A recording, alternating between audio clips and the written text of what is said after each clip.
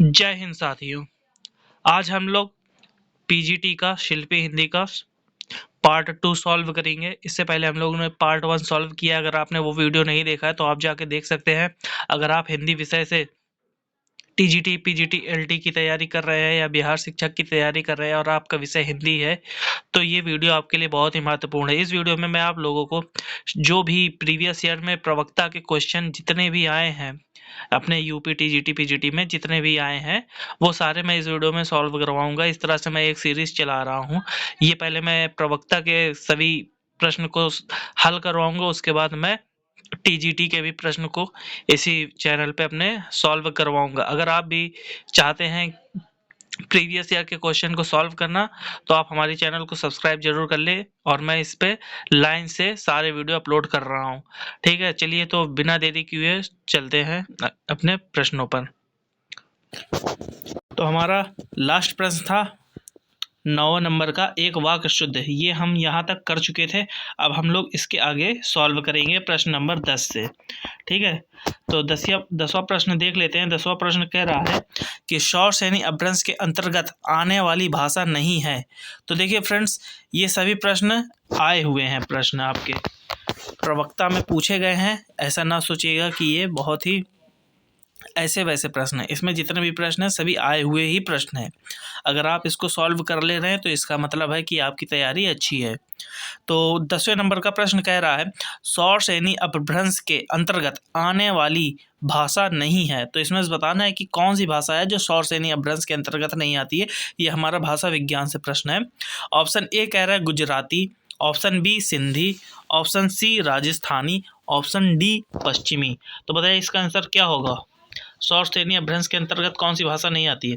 तो इसका सही आंसर हो जाएगा ऑप्शन नंबर बी सिंधी। देखिए सौर सैनी अपभ्रंश के अंदर गुजराती आती है, राजस्थानी आती है, पश्चिमी आती है। ठीक है, पश्चिमी, गुजराती, राजस्थानी ये सभी सौर सैनी अपभ्रंश के अंतर्गत आती हैं। लेकिन जो सिंधी भाषा है ये आपकी सौर सैनी अपभ्रंश के अंतर्गत नहीं आती है। ये हमारी ब्राह्मण अपभ्रंश के अंतर्गत आती है। सिंधी ब्राह्मण अपभ्रंश के अंतर्गत आती है। अगला क्वेश्चन देख लेते हैं 11 नंबर का। 11 नंबर का क्वेश्चन कह रहा है नैनों की नीलम की घाटी जिस रस घन से छा जाती हो वह कौंध की जिससे अंतर की शीतलता ठंडक पाती हो। प्रस्तुत पंक्तियां कामायनी के किस सर्ग से ली गई हैं। तो कामायनी, जैसा कि आप लोग कमेंट करके बताइए कि कामायनी किसकी रचना है और कामायनी का प्रकाशन वर्ष क्या है ये भी बताइए। और बताइए कि कामायनी इसमें कौन सा आंसर होगा। तो फिर से मैं पंक्ति पढ़ रहा हूँ। नैनों की नीलम की घाटी जिस रस घन से छा जाती हो वह कौंध की जिससे अंतर की शीतलता ठंडक पाती हो। तो बताइए कामायनी के किस सर्ग से ली गई है। देखिए कामायनी आप लोग कमेंट करके बताइए किसकी रचना है। तो कामायनी देखिए जयशंकर प्रसाद की रचना है। कामायनी के समय क्या है। तो कामायनी का समय 1935 ईस्वी है। ठीक है, और इसमें ऑप्शन नंबर कौन सा होगा 11 प्रश्न का। तो इसका सही आंसर हो जाएगा कि ऑप्शन नंबर ए लज्जा। ये पंक्तियां लज्जा सर्ग से ली गई हैं। ठीक है, कामायनी में कितने सर्ग हैं। तो कामायनी में 15 सर्ग हैं और आप लोगों को सभी सर्गों के क्रम से कमेंट करना है नाम कि कौन कौन से सर्ग हैं। देखिए पहला सर्ग तो इसका चिंता है और आखिरी सर्ग आनंद है। तो आप लोग सभी बताइए कि कौन कौन से सर्ग हैं।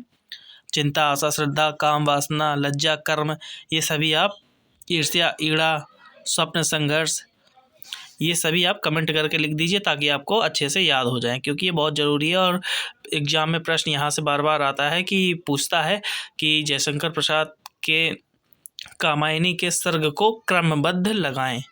अक्सर नेट के एग्जाम में ये बहुत बार क्वेश्चन पूछा गया है। अगला क्वेश्चन देख लेते हैं 12 नंबर का। तो 12 नंबर का क्वेश्चन क्या कह रहा है। 12 नंबर का क्वेश्चन कह रहा है कि व्याकरण से ये क्वेश्चन है। इसमें कह रहा है कि छोटी, हल्की, गोल और किनारेदार थाली दिखाओ। छोटी, हल्की, गोल और किनारेदार थाली दिखाओ, वाक्य में अपेक्षित है। तो इसमें बताना है। ऑप्शन ए कह रहा है 3 अल्प विराम और 1 पूर्ण विराम। ऑप्शन बी कह रहा है 3 अल्प विराम और 1 योजक चिन्ह और 1 पूर्ण विराम। ऑप्शन सी कह रहा है 4 अल्प विराम और 1 पूर्ण विराम। ऑप्शन डी कह रहा है 4 अल्प विराम, 1 योजक चिन्ह और 1 पूर्ण विराम। तो आपको बताना है कि 12 नंबर का आंसर क्या होगा। देखिए 12 नंबर का जो भी आंसर होगा इसमें से कोई भी इसका आंसर नहीं होगा। आयोग ने इसका एफ मान लिया है, मतलब इसको फॉल्स कर दिया है, सभी को इसका उत्तर दे दिया है। देखिए इसमें सही शुद्ध इसका ये होगा कि इस वाक्य में जो है अल्प विराम 2 हैं और 1 पूर्ण विराम है, लेकिन 2 अल्प विराम का ऑप्शन इसमें कहीं भी नहीं है, इसलिए आयोग ने इस प्रश्न को एफ माना था। ठीक है, ये 2021 का सॉल्व करवा रहा हूँ मैं, प्रवक्ता का जो 2021 में पेपर हुआ था उसी को मैं सॉल्व करवा रहा हूँ। अगला क्वेश्चन देख लेते हैं, 13 नंबर का क्वेश्चन। ठीक है, 13 नंबर का क्वेश्चन क्या कह रहा है। क्वेश्चन थोड़ा धुंधला दिख रहा है लेकिन मैं इसको पूरा पढ़ूंगा। क्वेश्चन कह रहा है कि हिंदी में मुक्त छंद के प्रवर्तक कवि हैं। तो बताना है कि मुक्त छंद के कौन से प्रवर्तक कवि हैं।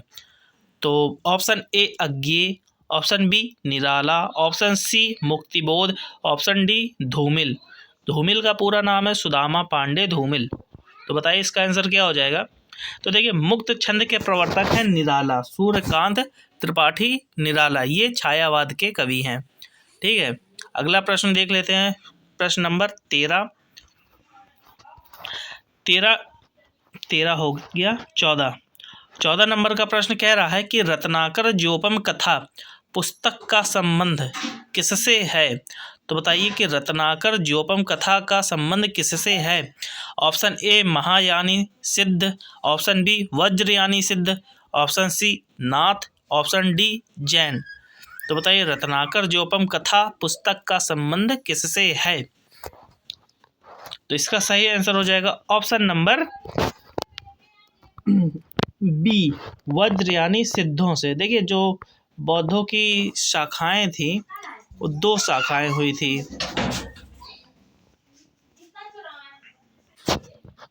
बौद्धों की 2 शाखाएं हुई थी, एक हीनयान एक महायान। तो जो महायान शाखा थी उसी को वज्रयानी भी शाखा कहा गया है। ठीक है, लेकिन इसका आंसर हो जाएगा आपका वज्रयानी सिद्ध। अगला प्रश्न देख लेते हैं, प्रश्न नंबर 15 कह रहा है कि निश्चय शब्द में कौन सी संधि है। तो बताना है कि निश्चय शब्द में संधि कौन सी है। ऑप्शन ए गुण संधि, ऑप्शन बी दीर्घ संधि, ऑप्शन सी यण संधि, ऑप्शन डी विसर्ग संधि। तो देखिए निश्चय इसका विच्छेद क्या हो जाएगा, निह धन चय, निश्चय निह धन चय। तो इसमें जब निह होगा तो ये हमारा लग गया विसर्ग, तो इसमें कौन सी संधि हो जाएगी, तो निश्चय में हो जाएगी विसर्ग संधि। अगला प्रश्न देख लेते हैं 16 नंबर का। 16 नंबर का प्रश्न कह रहा है कि मरने के लिए तैयार हो जाना, मरने के लिए तैयार हो जाना अर्थ देने वाला मुहावरा है। तो इसमें से हमें बताना है कि मरने के लिए तैयार हो जाना मतलब इस मुहावरे का अर्थ क्या है। ऑप्शन ए सिर पर खून सवार होना, सिर पर भूत सवार होना, या सिर पर कफन बांध लेना, या आंखों में खून उतर आना। तो ये बहुत ही सरल है, सब लोग इसका आंसर सही करेंगे। इसका सही आंसर हो जाएगा ऑप्शन नंबर सी सिर पर कफन बांध लेना।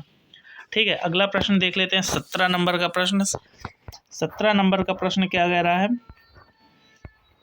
17 नंबर का प्रश्न कह रहा है कि किस वाक्य में एक वचन का प्रयोग हुआ है।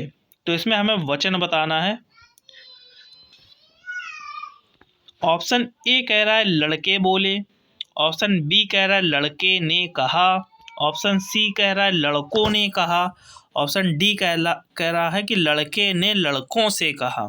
तो इसमें बताना है कि एक वचन किस में प्रयोग हुआ है।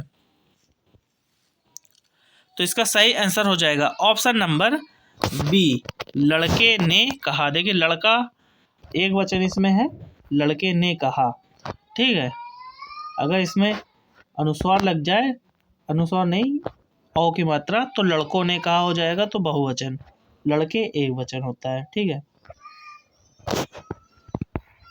17 नंबर का प्रश्न हो गया है। 18 नंबर का देख लेते हैं। 18 नंबर का प्रश्न कह रहा है कि दश कुमार चरित्र के रचनाकार हैं। दश कुमार किसकी रचना है, आप लोगों को कमेंट करके बताना है। Option A Dandi, option B Magh, option C Banabhatta, option D Kalidas. तो बताइए इसका सही आंसर क्या हो जाएगा। तो इसका सही आंसर हो जाएगा ऑप्शन नंबर ए दंडी। देखिए 10 कुमार चरित्र किसकी रचना है, दंडी की। याद कर लीजिए 10 डंडी, 10 कुमार चरितम दंडी, 10 डंडी, 10 डंडी याद करिए तो 10 कुमार चरितम आपको याद हो जाएगी। इसके बाद 19 नंबर का प्रश्न देख लेते हैं। 19 नंबर का प्रश्न कह रहा है कि शैशव के सुंदर प्रभात का मैंने नव विकास देखा। पंक्ति बताना है कि ये पंक्ति किसकी है। शैशव के सुंदर प्रभात का मैंने नव विकास देखा, यौवन की मादक लाली में यौवन का उल्लास देखा। ठीक है, फिर से।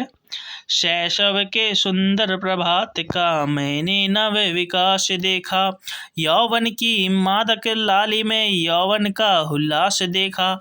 प्रस्तुत पंक्तियां किसके द्वारा लिखी गई हैं। Option A Harivansh Rai Bachchan, option B Bhagwati Charan Verma, option C Vidyavati Kokil, option D Subhadra Kumari Chauhan. तो बताइए इसका सही आंसर क्या हो जाएगा। इसका सही आंसर हो जाएगा option number D Subhadra Kumari Chauhan. यह पंक्तियां सुभद्रा कुमारी चौहान की हैं। शैशव के सुंदर प्रभात का मैंने नव विकास देखा, शैशव के सुंदर प्रभात का मैंने नव विकास देखा, यौवन की मादक लाली में यौवन का उल्लास देखा। सुभद्रा कुमारी चौहान की पंक्तियां हैं। चलिए 20 नंबर का प्रश्न देख लेते हैं। 20 नंबर का प्रश्न क्या कह रहा है। 20 नंबर का प्रश्न में हमें बताना है कि कौन सा भाव है, संचारी भाव। जब ते इत में घन श्याम सुजान, अचानक ही बल संग सिधारे, कर पे मुखचंद धरे सजनी, नित सोचती हैं तू कहाँ मन मारे। तो बताना है कि इसमें प्रस्तुत पंक्तियों में किस संचारी भाव का उल्लेख हुआ है। फिर से एक बार पढ़ देते हैं।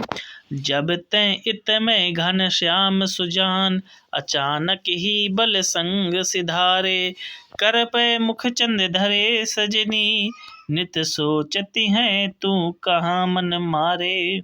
प्रस्तुत पंक्तियों में संचारी भाव का उल्लेख है। ऑप्शन ए मोह, ऑप्शन बी स्मृति, ऑप्शन सी ग्लानि, ऑप्शन डी वितर्क। बताइए इसका सही आंसर क्या हो जाएगा। तो इसका सही आंसर हो जाएगा ऑप्शन नंबर बी स्मृति। देखिए यहाँ सोचती मतलब याद करने से है, आप ऐसे भी पकड़ सकते थे, सोचती याद करना, यानी ये इसमें स्मृति संचारी भाव होगा। स्मृति मतलब भी याद करना ही होता है। आगे देख लेते हैं 21 नंबर का क्वेश्चन। 21 नंबर का क्वेश्चन क्या कह रहा है। 21 नंबर का क्वेश्चन कह रहा है कि निम्नलिखित में कौन सी रचना के लेखक का नाम सही नहीं है। निम्नलिखित में से बताना है कि इसमें से कौन सी रचना गलत सम्मिलित है। ऑप्शन ए में है जुलूस रुका है, विवेकी राय की। ऑप्शन बी कह रहा है शिखरों के सेतु, शिव प्रसाद सिंह। ऑप्शन सी कह रहा है तुम चंदन हम पानी, विद्या निवास मिश्र। ऑप्शन डी कह रहा है सदाचार का ताबीज, श्री लाल शुक्ल। बताइए इसमें से कौन सा सम्मिलित नहीं है। देखिए जुलूस रुका है, ये तो विवेकी राय का है, ये सही सम्मिलित है। और दूसरा क्या कह रहा है शिखरों के सेतु, तो शिखरों के सेतु ये भी शिव प्रसाद सिंह का है, ये भी सही है, ये भी सही है। अब सी ऑप्शन कह रहा है तुम चंदन हम पानी, ये भी विद्या निवास मिश्र का, ये भी सही है। और ऑप्शन डी क्या कह रहा है सदाचार का ताबीज, तो ये गलत है। सदाचार का ताबीज जो है ये हरिशंकर परसाई की रचना है, ना कि श्रीलाल शुक्ल की। तो ऑप्शन नंबर इसका डी 21 का ऑप्शन नंबर डी सही हो जाएगा। अगला प्रश्न देख लेते हैं 22 नंबर का प्रश्न। 22 नंबर का प्रश्न कह रहा है कान पर जूं ना रेंगना मुहावरा का सही अर्थ क्या है। तो बताना है कान पर जूं ना रेंगना, इस मुहावरे का सही अर्थ क्या होगा। ऑप्शन ए कान के पास धीरे से कहना, ऑप्शन बी कान के निकट सुनाई न देना, ऑप्शन सी कान के जूं बालों तक आ जाते हैं, या ऑप्शन डी बिल्कुल ध्यान ना देना। तो इसका सही आंसर हो जाएगा ऑप्शन नंबर डी, बिल्कुल ध्यान ना देना, यानी कि कान पर जूं ना रेंगना, यानी बिल्कुल भी ध्यान ना देना। ठीक है, ये मुहावरा था। इसके बाद 23 नंबर का प्रश्न देख लेते हैं। 23 नंबर का प्रश्न कह रहा है कि तांबे के कीड़े नामक लघु नाटक के लेखक हैं। तो बताना है तांबे के कीड़े नामक लघु नाटक के लेखक हैं। Option A Mohan Rakesh, option B Bhuvneshwar Prasad, option C Ram Kumar Verma, option D Lakshmi Narayan Lal. तो इसका सही आंसर हो जाएगा option number B Bhuvneshwar Prasad. तांबे के कीड़े लघु नाटक भुवनेश्वर प्रसाद का है। अगला प्रश्न देख लेते हैं। 24 नंबर का प्रश्न क्या कह रहा है। 24 नंबर का प्रश्न कह रहा है आपने क्या कहा सो मैंने नहीं सुना, वाक्य में अपेक्षित है। इसमें कह रहा है कि आपने क्या कहा सो मैंने नहीं सुना, वाक्य में अपेक्षित है। बताना है इसमें। ऑप्शन ए कह रहा है एक प्रश्नवाचक चिन्ह एक पूर्ण विराम, ऑप्शन बी कह रहा है एक अल्प विराम एक पूर्ण विराम, ऑप्शन सी कह रहा है एक पूर्ण विराम, और ऑप्शन डी कह रहा है एक प्रश्नवाचक चिन्ह। तो बताइए इसका सही आंसर क्या हो जाएगा।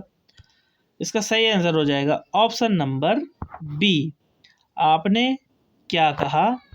ठीक है, एक आपका अल्पविराम यहाँ लग गया, आपने क्या कहा सो मैंने नहीं सुना, और यहाँ पर आपका लग गया पूर्ण विराम।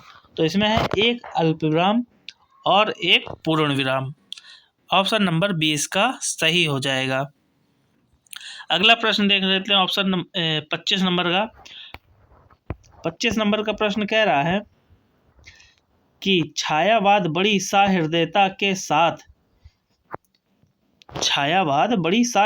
के साथ प्रभाव साम्य पर ही विशेष लक्ष्य रख कर चला है। ये कथन किसका है। तो बताना है कि छायावाद के संबंध में ये कथन किसका है।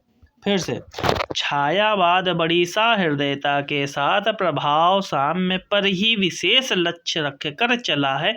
छायावाद के संबंध में यह कथन किसका है। 25 नंबर का प्रश्न है, तो आपको बताना है इसका सही आंसर क्या होगा। तो इसका सही आंसर हो जाएगा, और देखिए पहले मैं प्रश्न पढ़ लेता हूँ। ऑप्शन नंबर ए में कह रहा है आचार्य Ramchandra Shukla, option number B कह रहा है आचार्य नंद दुलारे वाजपेयी, ऑप्शन सी कह रहा है आचार्य हजारी प्रसाद द्विवेदी, ऑप्शन डी कह रहा है शांति प्रिय द्विवेदी। तो देखिए इसका सही आंसर हो जाएगा option number A Acharya Ramchandra Shukla.